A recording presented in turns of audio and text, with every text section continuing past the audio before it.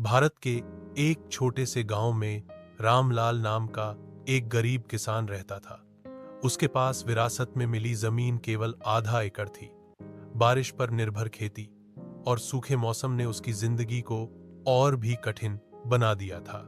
घर में बूढ़ी माँ, पत्नी और 2 छोटे बच्चे थे। रामलाल का सपना था कि वह अपने बच्चों को पढ़ा लिखाकर एक अच्छा जीवन दे, लेकिन गरीबी के कारण अक्सर उसे यह डर सताता कि कहीं उसके बच्चे भी उसी की तरह खेतों में मेहनत करने को मजबूर न हो जाएं। एक साल गांव में भयंकर सूखा पड़ा। न फसल हुई, न खेत में घास उगी। कई किसानों ने कर्ज लेकर अपनी जमीन बेच दी, लेकिन रामलाल ने हार नहीं मानी।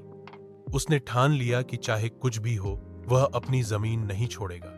उसने गांव के पास एक सरकारी योजना के बारे में सुना, जिसमें टपक सिंचाई, ड्रिप इरिगेशन और बेहतर बीज मुफ्त दिए जा रहे थे। कई लोग हिचकिचा रहे थे, लेकिन रामलाल ने योजना में नाम लिखवाया। उसने खेती के आधुनिक तरीके सीखने के लिए पास के कस्बे में एक प्रशिक्षण शिविर में भी हिस्सा लिया। पहले साल उसने कम पानी में टमाटर और मिर्च की खेती शुरू की। लोग हंसते थे, अरे ये गरीब क्या नई खेती करेगा?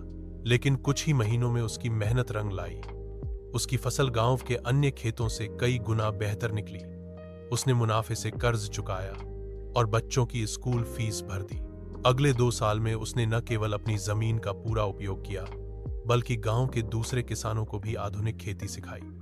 धीरे धीरे वह गांव में रामलाल काका के नाम से मशहूर हो गया, जो मेहनत और दिमाग से खेती करता है। आज उसके बच्चे शहर में पढ़ाई कर रहे हैं और रामलाल की जमीन हरी भरी फसलों से लहलहा रही है। वह हमेशा कहता है,